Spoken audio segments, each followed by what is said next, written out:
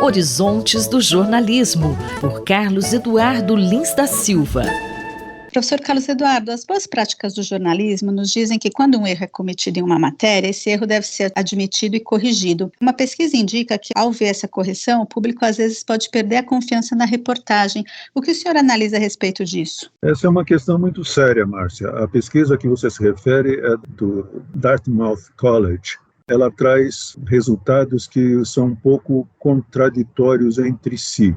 Por um lado, o público parece que quando lê uma correção, como você mencionou, ele perde um pouco a confiança no veículo que cometeu o erro e fez a correção. Por outro lado, a mesma pesquisa demonstra que quando as pessoas veem as correções, elas passam a entender melhor o assunto de que tratava a matéria que continha algum erro. E há também alguma evidência de que no médio e no longo prazo, o público tende a confiar mais no veículo que faz as correções. Mas, de todo jeito, a sugestão ainda é realizar a correção, né? Assim, tudo bem, você vai levar um golpe pelo erro, mas é melhor admitir o erro você mesmo do que deixar o erro ser admitido por outro veículo, não? Exatamente, por 2 ou 3 motivos, pelo menos. O primeiro é que, num ambiente de comunicação como o que nós temos hoje, em que praticamente todas as pessoas são também fontes, são também veículos de informação, muito difícil que um erro passe despercebido.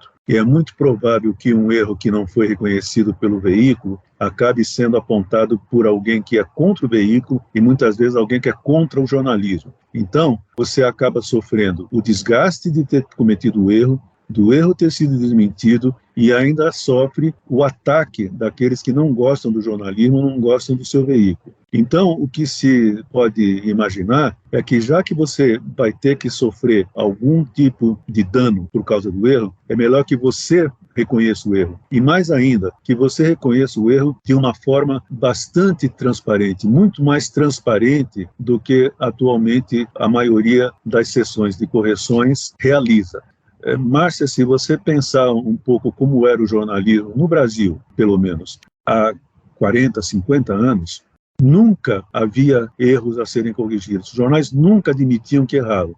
Houve um caso célebre durante o regime militar em que houve um acidente no Palácio, se não me engano, da Justiça, em que a porca de um cortador de grama se desprendeu do cortador de grama e atingiu o vidro do gabinete do ministro da Justiça que estava lá. Um jornal publicou que o ministro tinha sofrido um atentado e que aquilo no vidro, aquele vidro rachado, havia sido produzido por uma bala. Isso não era verdade e o jornal nunca admitiu o erro, embora outros jornais tenham apontado o erro, que foi um erro bastante primário e bastante grave. Então, há 40, 50 anos não havia sessões de correção nos jornais brasileiros. O primeiro jornal que passou a fazer correções com mais destaque foi a Folha de São Paulo, mas não era comum.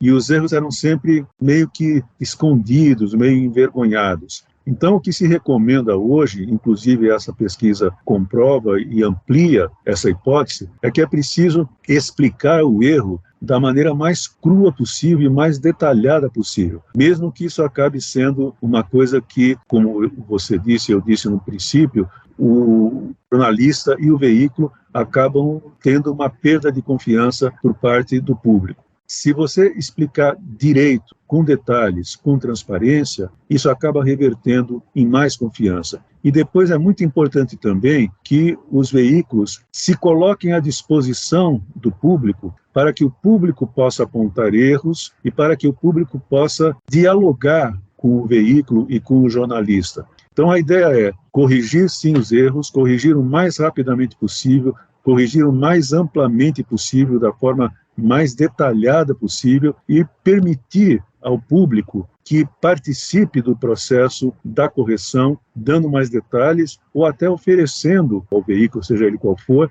a oportunidade de saber que outros erros foram cometidos. O jornalista e professor Carlos Eduardo Lins da Silva, colunista da Rádio USP, conversou comigo, Márcia Blasques.